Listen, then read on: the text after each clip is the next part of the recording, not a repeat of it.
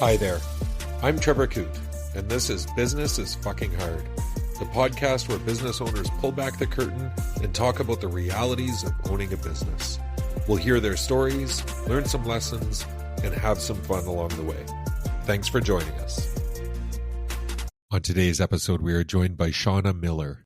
Shawna owns and operates more than a dozen Subway restaurants across northwestern Alberta with her husband, Jason. They also own an oil field service company that provides steam, vac, and pressure services. With a background in finance and a clear business acumen, Shawna has grown the businesses, strategically scaled back the businesses, and grown again. I hope you enjoy this episode. Shawna Miller, welcome to the podcast. Trevor, thank you for having me. I appreciate it. Absolutely. We were just reminiscing. You and I started out in our MBA, our Master of Business Administration programs at Royal Roads University together. I know that you've got a really solid experience in business before approaching the MBA. And just before we started, and this kind of breached my typical press record so that we don't miss any of the good stuff, you and I were chatting about the value of that MBA. So I do want to get into that. But as I do with everyone, I want to open up with just hearing the story about your introduction to business. What was that?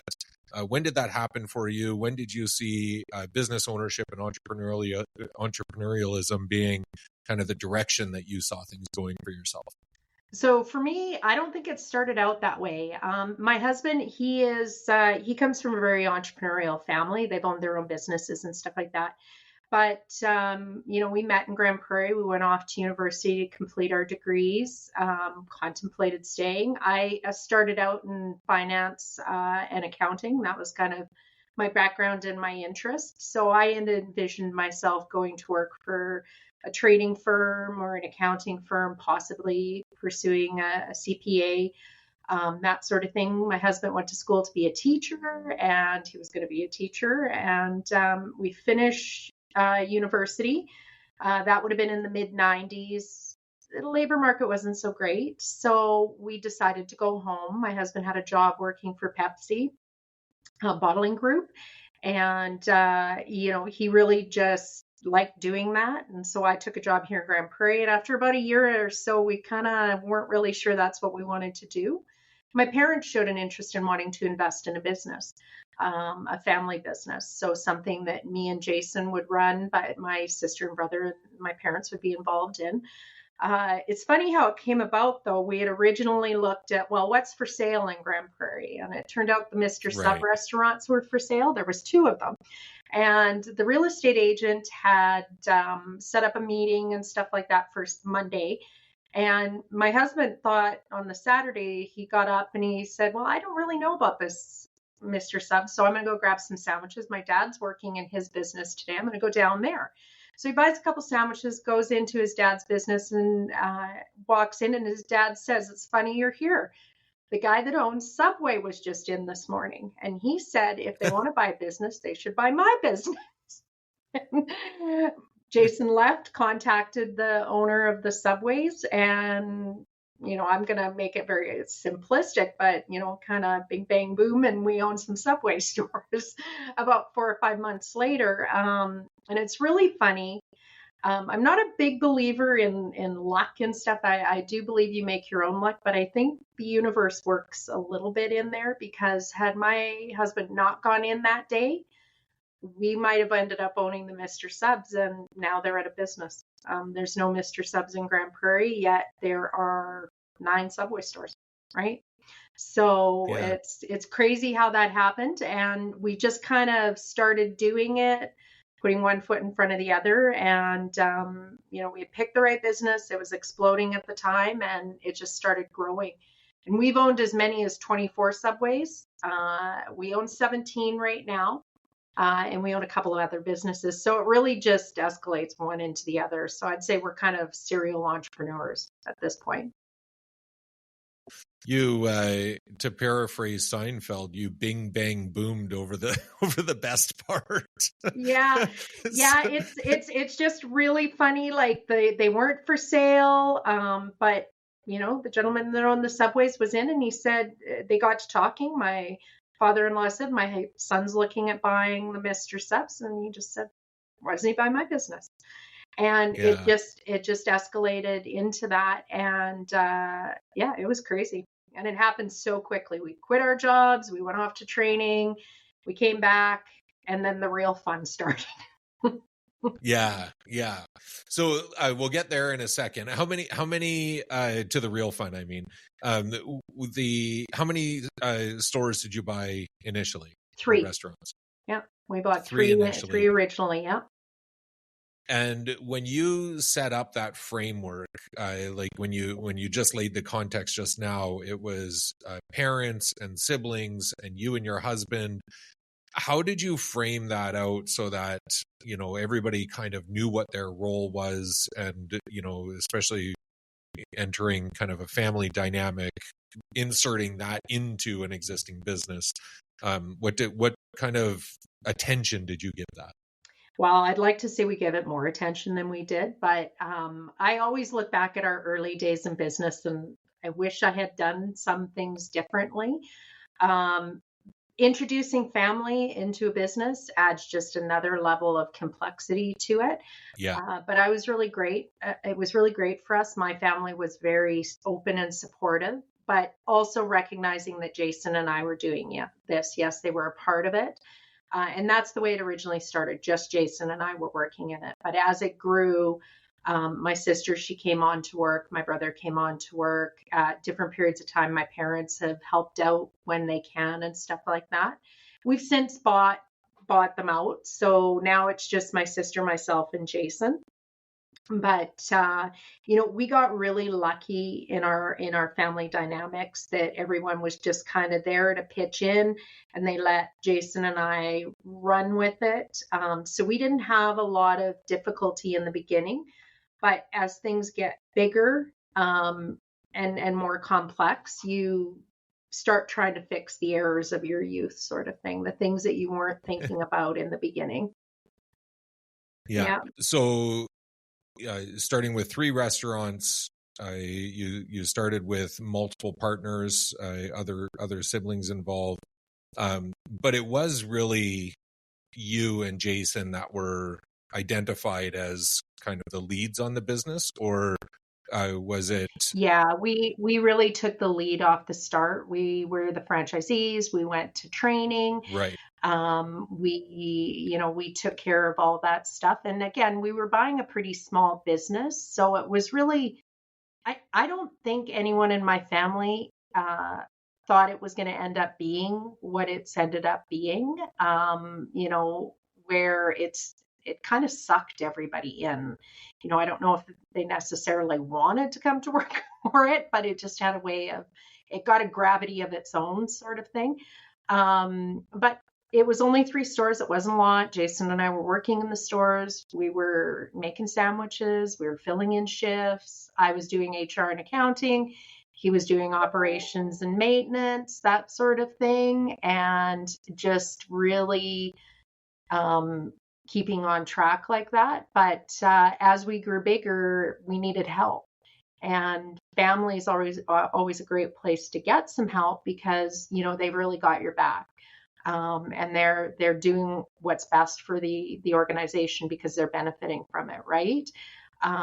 So in those mid years, the family really helped out, like having them involved and stuff like that. And I think in our case, and I know this doesn't happen in every family business, but in our case, it really bolstered our ability to grow because the service industry is hard. Yeah.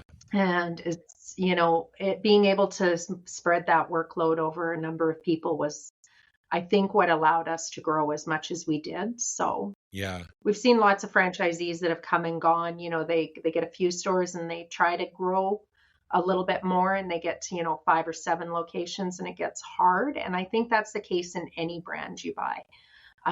Just because service is hard. We make pennies on the dollar. So we have to be watching our pennies like really closely. I always tell my managers and the people that work for me, our world is about pennies and seconds. That's all we're concerned about. We're not trying to save $100. We're trying to save a penny, and then we're trying to do it 10,000 times, right? Yeah. So yeah, having that support was really valuable in the beginning. There was a lot that you just said that we can unpack. I think for, business owners that are looking, have a growth mindset, business owners that are just want to start out.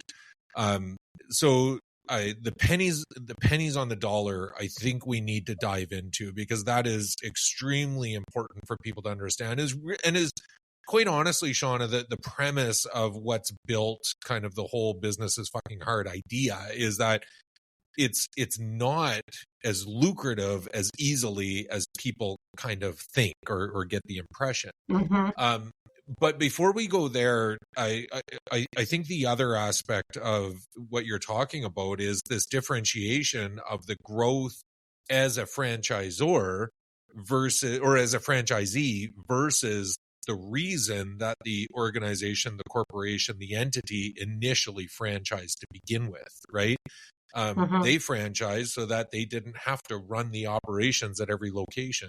As you take on more stores, as you look at that, the aspect of growth, you have to actually put the effort into those operations. It's not just saying, okay, this is a franchise for somebody else, as the franchisor does for you, right? They just say, go and make your money and we'll take a little bit off the top.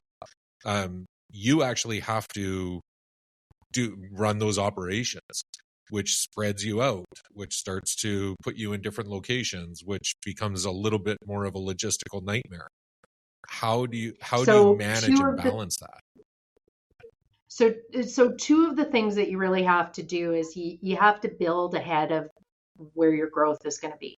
So if you wait to grow and then add your structure into it, it is not going to work, because there's always that little expense that you have to incur before you grow. But if you kind of mapped it out and planned it really well, it should match up eventually, and you'll be very grateful for it.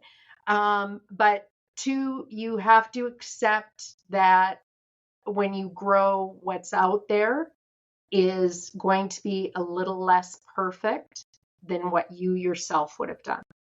And that takes time. That took me years to accept that. And I will even say now, like, we get a customer comment that's not positive, or we get a Google review that's, like 1 star. We take those to heart. That doesn't matter how big we get, but it reinforces that things aren't run as perfectly in 17 stores as we had done it in 3 stores, because we can't be everywhere.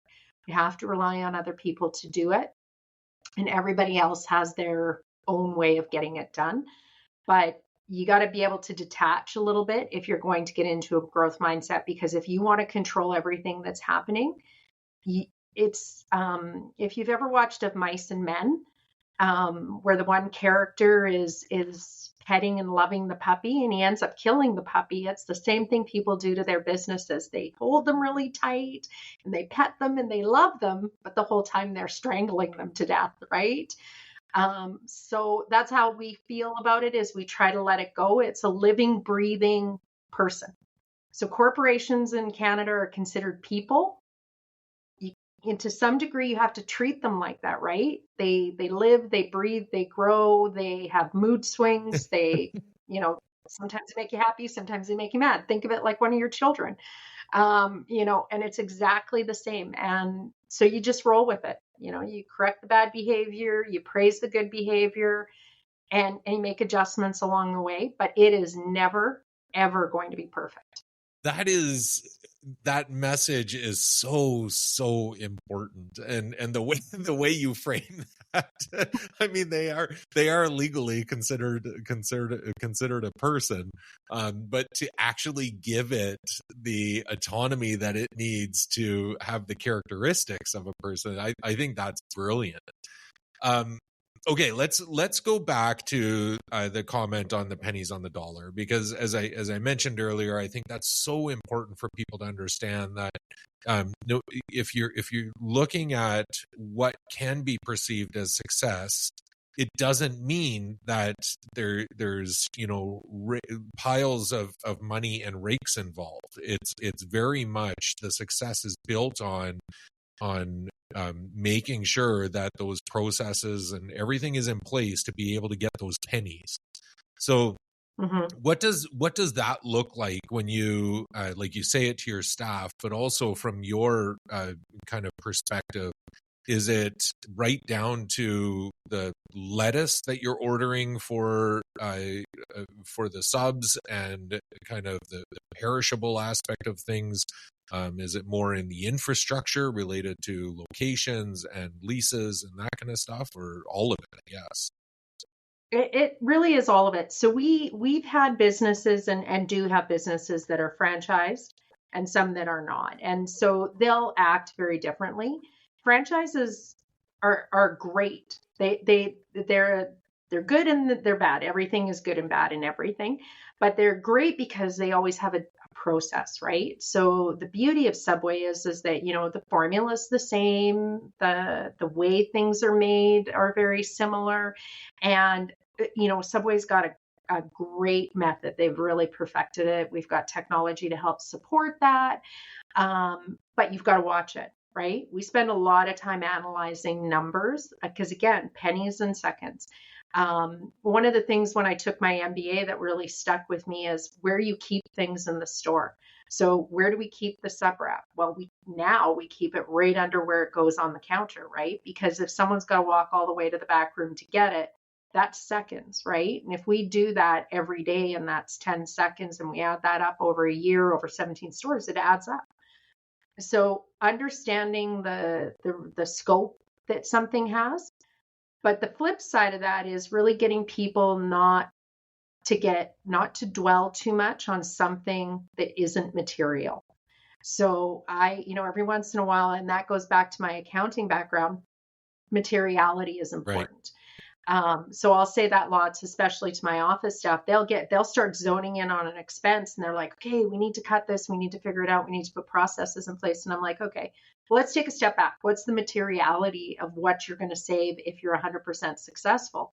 And they look at it and they're like, well, it's not that much. Okay, well, let's not focus our time on that. Let's shift.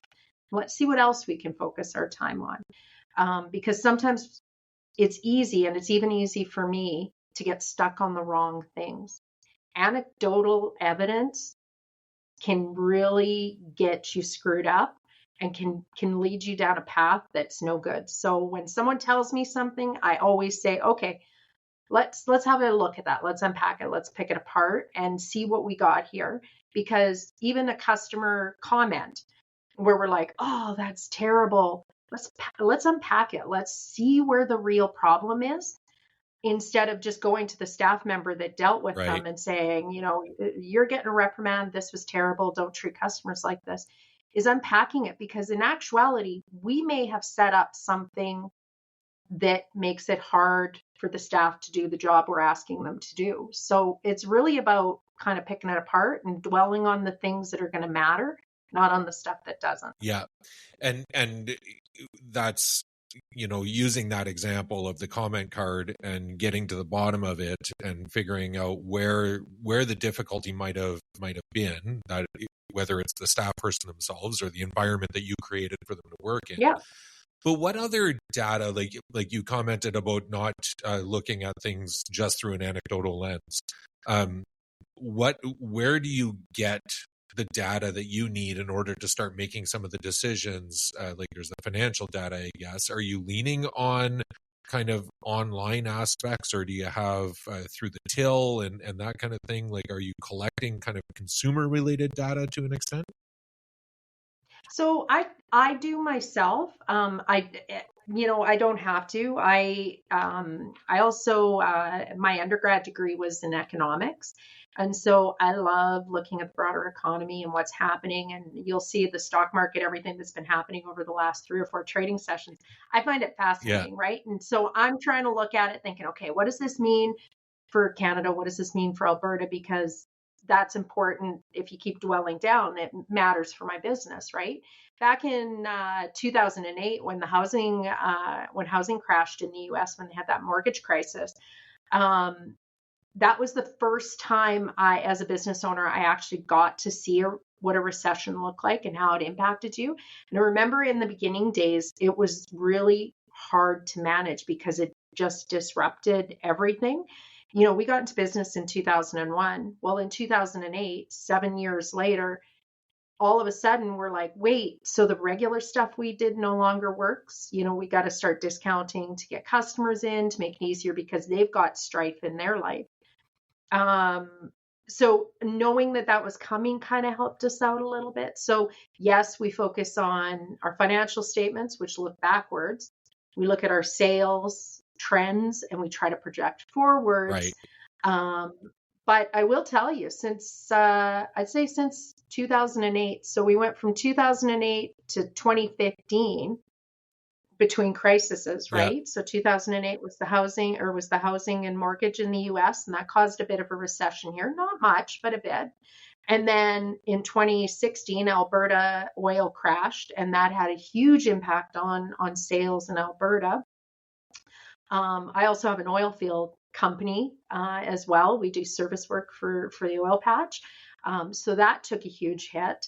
The subways took a huge hit because people had less discretionary income to spend. And but now the crises are coming quicker and faster, and they're happening with much more regularity than we had. Like if you look at that 7 years, and then I went like another 7 years, not really any big crisis. And then we've been having crisis after crisis after crisis, and it's hard to adjust. And I tell you, as a business owner, it's taking its toll. Our work-life balance is a little off, but we get energized talking about our business too, like the excitement about all our businesses and what we're going to do. And that is when my family gets together, that is a huge topic of conversation. My husband and I, we tell people that work for us, we always say, when we're employing someone new, we say, we just want to remind you, you're working for a married couple. We do our best to keep the home stuff at home and the work stuff at work, but occasionally we will come in and we're not speaking to each other, and that trickles in from home, right? I think we've done a pretty good job. We've been working together for 23 years. No one's killed anyone, so it's working well. But I'm not going to say there weren't tons of fights along the way, and it's really weird, like something just real casual comment about work at home all of a sudden turns into this 2 or 3 hour conversation that may or may not turn out well. So our work-life balance is a little off that way. But when, with COVID and inflation and interest rates and stuff like that, there's been no break, right? Because we are so focused on that bottom line. We don't, like, as a percentage in our subway business, we don't make a lot of money on each dollar we sell, right? It's a very small percentage. Where we do okay as we have volume, lots and lots of volume. And in my industry, I think that the way to correct earnings is to add more sales. And that might mean adding more stores, right? Which might erode other stores. So you're making more money on your top line, but your bottom line isn't increasing exactly the same amount.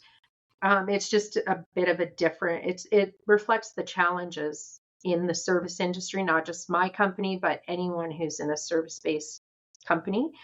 And I can tell you, I'm a pretty strong individual. I've been told I'm a tough cookie, but the last 5 years has been challenging, even to the best of people out there, and it doesn't seem to be letting up, right? Yeah. And I worry about small business owners. I'm lucky. I have a very supportive family. I have a lot of education. I have a lot of self-awareness. So I know when something's going on with me. I know when something's going on with the people that are working around me. But small business owners, they make up a large portion of the business owners in this country. In fact, I think I've seen a statistic where small and medium-sized business owners employ 2/3 of the workforce in Canada. Yeah. If those people are struggling mentally, they're struggling to keep the train on the tracks, that has widespread implications for our economy, right? Because they're going to get burnt out. Not everybody sells their businesses. Some people just close them down. Yeah. It's easier to close them down than it is to sell them. Yeah. I'm in a brand, so it's easy for me to sell. But in our oil field company, that's not the case there. Sometimes, and it all depends on what the mood of that industry is. Sometimes it's better to sell. Sometimes it's better just to take your trucks to auction and be done with it that way. But it is challenging. And I think, I talk a lot about this with the Canadian Chamber. I sat on their board for a year, and the Alberta Chamber, I sat on their board for a number of years, and really just talking about the fact that I don't think small and medium-sized businesses get enough resources. Yeah. We account for over 50% of the GDP in the country, and yet we don't have the same supports that large businesses do. And that's going to be challenging. A lot of my peers have been, over the last, say, 3 or 4 years, have been throwing their hands up and saying, yeah, I'm done. I'm not into this anymore. It's just too hard. Yeah. Yeah. And I think some of the statistics that could be used to kind of support some of what you're saying don't exist, or people aren't tracking it. And that what we see a lot is the number of businesses, what economists and government and other stakeholders track is the number of businesses going bankrupt or declaring bankruptcy or going into bankruptcy protection. But that doesn't take, as you pointed out, it doesn't take into account all of those businesses that just say, I'm done, and they lock the door, right? Which is probably the majority. You've got to be a pretty good size to start actually looking at bankruptcy protection rather than just, like you said, sell off your assets and call it good, right? Well, any small or medium-sized business owners sign personal guarantees for a lot of their debt. Yeah. So they're not going to be classified as bankrupt because their personal assets are at risk. Everything's on the line. Yeah. And I agree with you. I don't think those get counted a lot in there.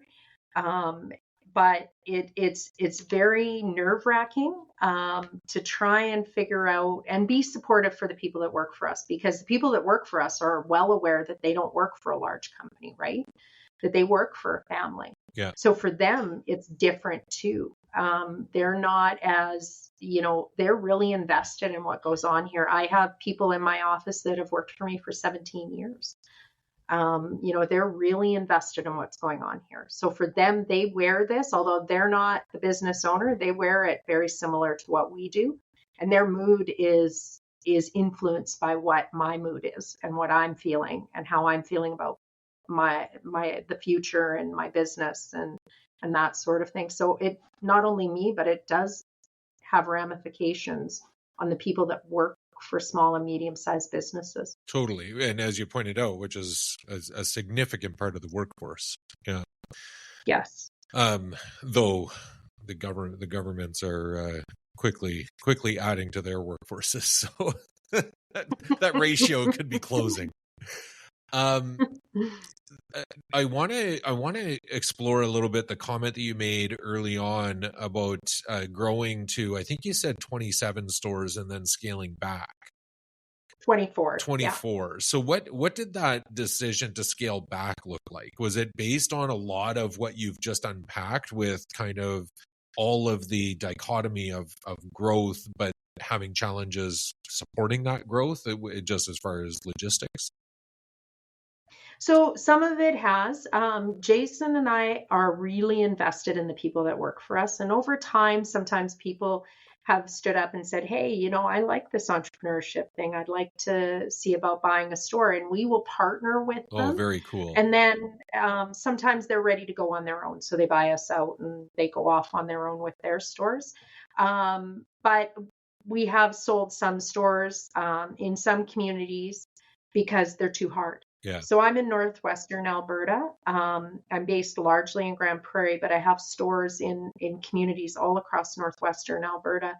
And sometimes the smaller communities are harder to staff. Sure. They're harder to operate in, that sort of thing. They're great sales, they're great communities, but it is much harder to be a business owner there than it is, say, in a bigger center like Grand Prairie or Edmonton, where you have a larger workforce to access. And in the service industry, um, everything really boils down to the access to labor, right? If you don't have access to labor, it doesn't matter how good the store is doing. You're going to get burnt out Yeah. real quick. But so we have done a little bit of scaling back because we've been like, I don't know if we're the right people to be running this store in this community, because it does take more effort and we're larger operators. So, and we've got other interests. So for us, it doesn't necessarily make any sense. Yeah. And you made a comment about with it being a brand, obviously a familiar brand. Is it still the largest franchise in the world, or Yeah, by number of yeah, stores. by number of stores? Yeah. So obviously very recognized and from that perspective. But you made a comment about it being fairly liquid, fairly easy to sell. Is that the case Yeah. on kind of those when you were scaling back, when you looked at opportunities to divest of the ones that the stores in the communities that you felt you weren't the right fit for? Was it fairly liquid? Yeah, it's fairly, again, I talk because I focus on Subway. It's our baby. We love our Subway stores. Yeah. But we do have a lot of other stuff. The Subways are very liquid. It's very easy to find a buyer. There's people who want to buy in. And I would say that that's probably the case for all the major brands, McDonald's, Sure. A&W, Tim Hortons, all Yeah. that sort of thing. Yeah. It's the littler operators that, you have, if I had Shawna's sub shop, might not be the case. Right. And I do know that this is true because on our oil field side, that is not the case. If you want a buyer, you're going to have to work for it. You're going to have to find it. Yeah. And you're going to have to cultivate it. But for the most part, and we got lucky where we formed our company in northwestern Alberta. We have been very blessed. The community of Grand Prairie and even the northwest region of the province is very conducive for entrepreneurs and growth. And we have been very blessed to be part of such a growth story in this region over our careers. So I say I don't believe in luck, but I've had good luck at the right times that have really supported that. I've had people say to me, well, maybe it's not luck. Maybe it's just you knew and you were at the right time, right place. I'd like to think I'm that smart, but I think that sometimes you get lucky. Sure. But entrepreneurs, maybe they recognize where they need to be so they can take advantage of that luck. Yeah, I think there's an aspect of both, right? Like there is timing. There's aspects of the Subway owner walking into your father-in-law's shop at just the right time to have that conversation. Yeah. Like those types of things happen, but then you need to capitalize on that, right? You need to recognize that might be an opportunity, and how are we going to make that work for us? So I think both apply. Let's pivot a little bit to the oil and gas business. When did you start that one? Probably around 2012. Oh yeah, so well after the Yeah. Subways then. Yep, well after the Subways. And what prompted this? My dad has been in the oil and gas industry his entire life.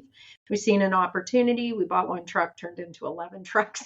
Yeah, right. That's the problem with entrepreneurs sometimes too, is that you get started on something and it just has a way of taking on a life of its own. And once you identify opportunity, really, it's hard not to follow it.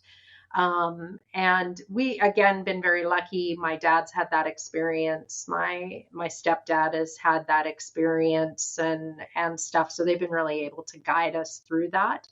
But again, oil and gas is hard. It's a difficult industry to be in.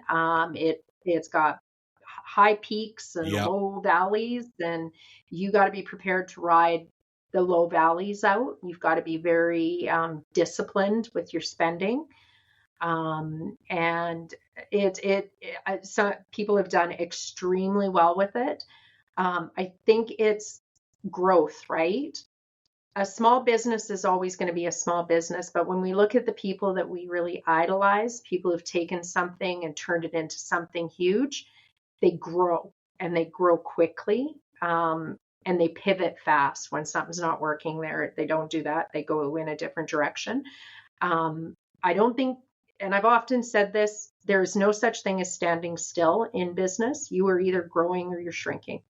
And it's your choice which one you're doing, but you can't stay where you are because the market just won't let you do that. Yeah. Yeah, absolutely. And do you, I would love to just unpack all of the oil and gas kind of aspect because it's fascinating to me that in the high times, it is like everybody is doing well, but everybody's doing well, right?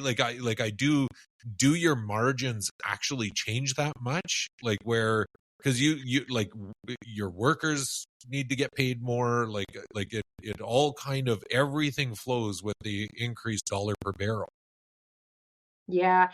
Actually, it can be more complicated than that.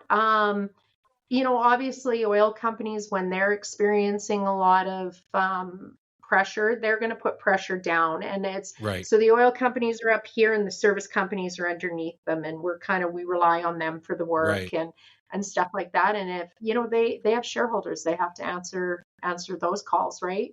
So they're pressing for more efficiencies, lower prices, that sort of thing. And like any business, you have fixed costs. When sales are declining, those fixed costs never go anywhere. So that's what'll change your margins in the oil and gas industry is you need to generate a certain level of sales to cover off your fixed costs. You make very good money, but again, you have to be very, very disciplined in it. I think I don't know if you've ever heard, there's a bumper sticker in Alberta, and it says something to the effect of, "Please God, let there be another boom. I promise I won't piss it away this time." I'm not surprised. That's very true. Yeah. And you see it often here in Alberta, lots of those bumper stickers. So people feel it. Yeah. Yeah. It's not the same as reinvesting in your business when you're buying all the toys. No, that's it. So when you take setting the Subway restaurants aside, looking at just the oil and gas business, you talk about if you're not growing, there's no option to stand still. Is on the oil and gas side, well, maybe it applies to both. Do you look at any of it through a grow till acquisition kind of mindset? Is like, would some of your exit strategy be, we're just going to go until we're big enough to get acquired? Or has that ever been kind of part of the conversation? So in the oil and gas industry, that's exactly what you want. You just grow until you're a thorn in someone's side, and they want to acquire you. The problem is with COVID and stuff like that, the EBITDAs are not very good for oil and gas service companies like ours. They're improving, but they're not really good. And anyone who wants to get acquired, you have to have strong financials. Right. And what I found really odd is that the price of a barrel of oil has remained actually quite high. The last time I remember it being this high, Grand Prairie was so busy it was hard to do anything. Like, I remember sitting in my car at a red light once, thinking, like, going from one subway to another to handle a problem or a staff shortage or something, thinking, I just wish there was two of me. Right. Like, I can't get places fast enough. And it was stressful. We were younger though, so we were really energized and excited about the fast pace and stuff like that. But looking back on it, I don't know if we could do it again. But it's not the same now. Yeah. The last time oil was at $70 or $80 a barrel, it's really good, but it's not that craziness that we had seen in the past. So maybe that speaks a little bit to everybody's being a little bit more moderate in Yes. how they're approaching things. Yeah. Maybe we learned our lesson. Yeah. Let's not jump to too many conclusions.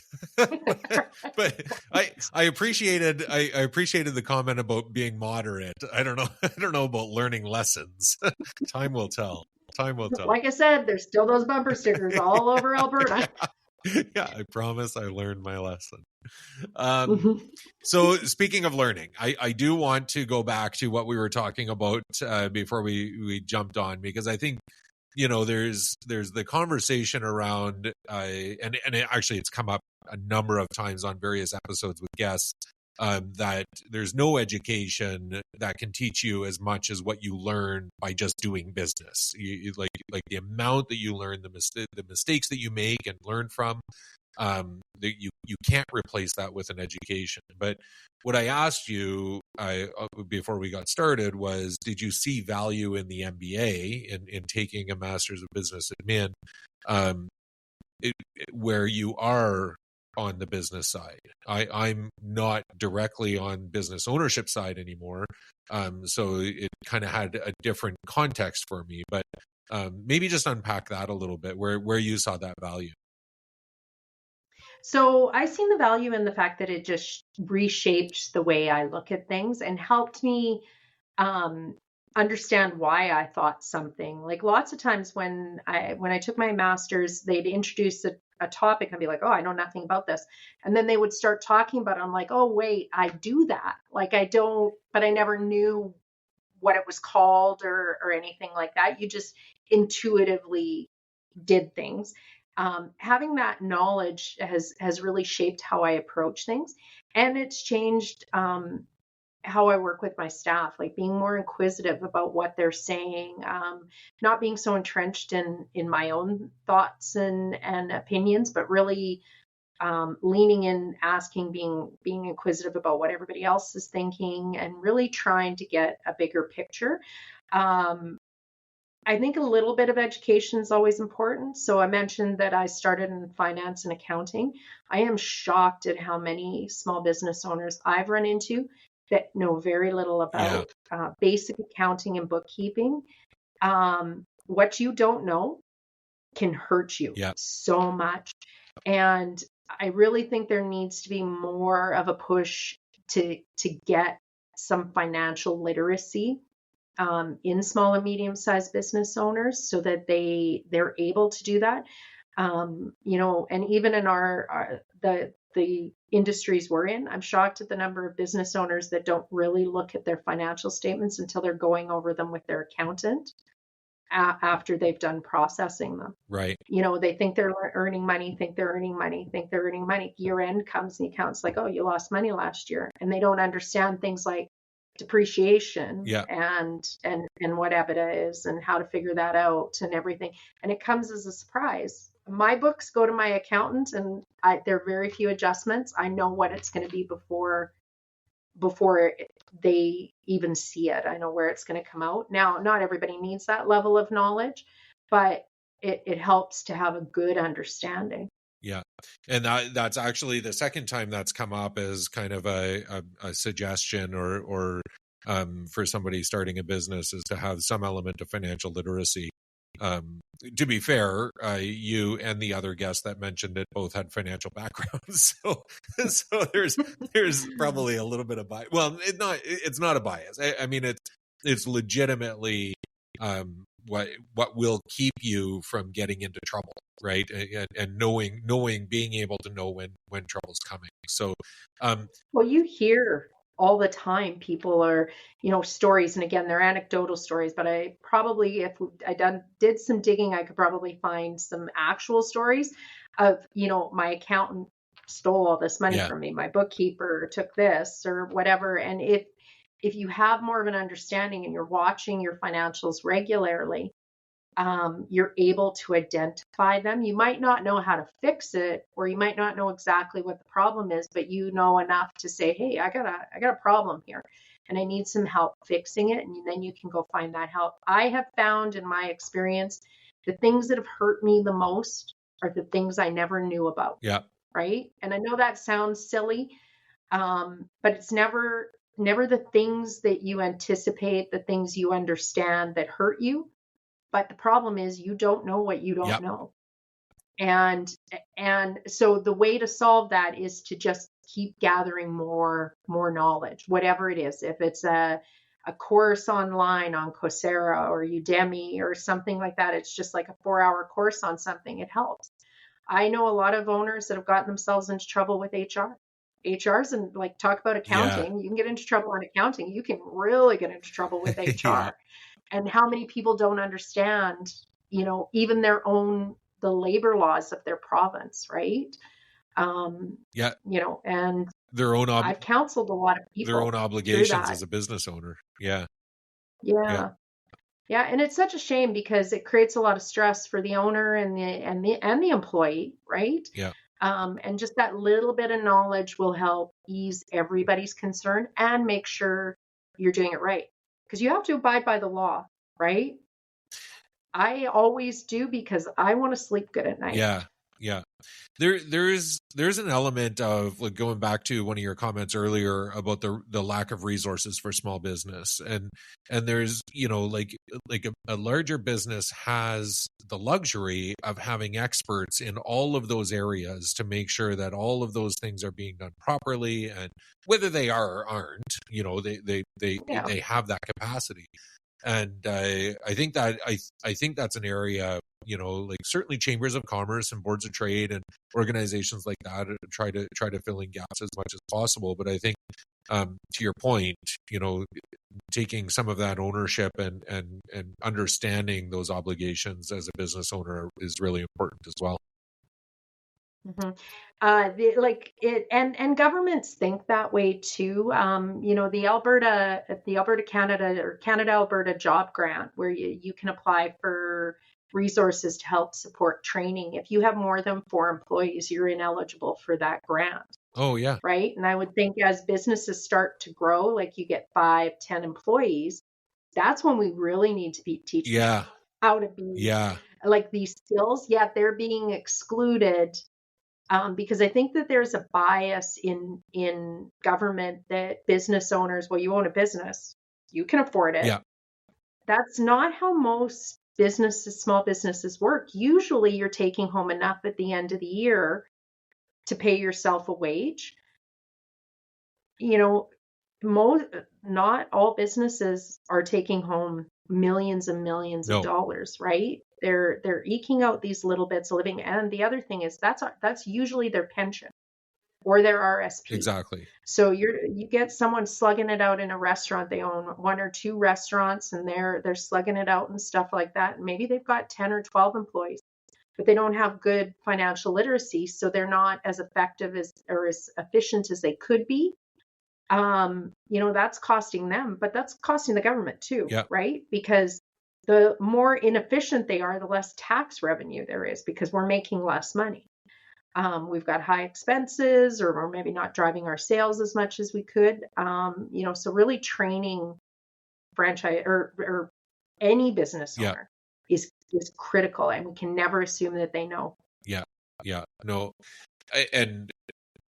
I promised myself I wouldn't take this podcast in a political direction, but I do, like, that bias is out there, and that's, that was really one of the motivations for this podcast, is to allow the business community to be a little bit more vulnerable, to say it's not as easy as you think. Right. And maybe the consumer, maybe government, maybe other stakeholders would be able to, not because of this podcast, certainly, but at least if we change the narrative and change the dialogue to say, business is fucking hard. It just is. It is hard. And I will say, and again, I don't want to get too political or anything like that, but the last 7 years federally has been really hard. And I'm not saying that as an Albertan. I know that there's a thought that we all hate Trudeau and stuff like that. But I try to remain fairly biased. I hate policies, not individuals. And I just really feel like there's been the narrative under the current government has been negative towards business owners. I think me and even people smaller than me get painted with the same brushes as Rogers and Telus Yeah. and Enbridge and stuff like that. We're not those people. I attended a Chamber of Commerce event a number of years ago, and it was a media panel. And one of the people in the audience asked the media panel, they said, well, how can we change the narrative towards small business or towards business? Because it seems to be very negative towards business lately. And one of the reporters answered, and he said, you guys do this to yourselves. You're taking these big bonuses and high wages and this sort of stuff. I would say, and I don't know what the statistics are anymore, but I think like 90% of chamber members are small businesses, like 1 to 5 employees, like super small. They're not creating that narrative. Yeah, there's no bonuses. There's no multi-million-dollar wages. There's, if you're lucky, you get a couple of company meals throughout the course of a month, if you're working late or something like that. But that's really what's hard is there's no differentiation between small businesses, medium-sized businesses, and large businesses. We kind of just get painted with that business brush. Yeah.